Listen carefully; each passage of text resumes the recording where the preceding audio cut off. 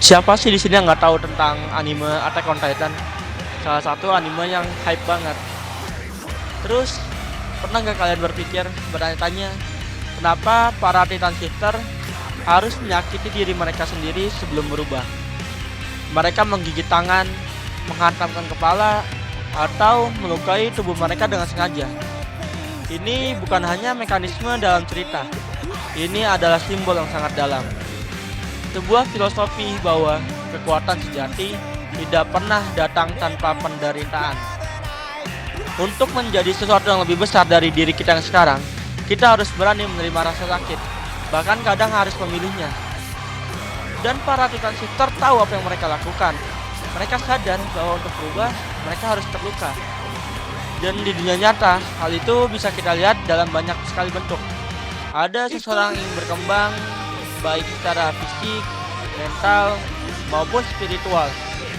Hampir selalu harus melewati masa-masa penuh tekanan. Luka itu kadang berupa kegagalan, penolakan, atau kehilangan. Tapi justru karena penderitaan itu dipilih dan disadari, maka ia membentuk kontrol. Berbeda dengan Titan-Titan liar, mereka juga kuat, bahkan sangat kuat. Tapi kekuatan mereka datang tanpa kesadaran, tanpa arah.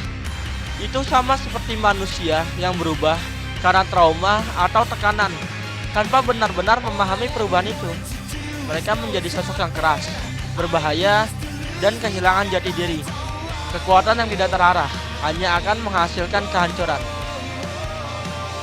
Menjadi Titan Shifter bukan hanya soal kekuatan, ini juga tentang konsekuensi. Setiap Titan Shifter memiliki batas waktu hidup, hanya 13 tahun setelah mendapatkan kekuatan.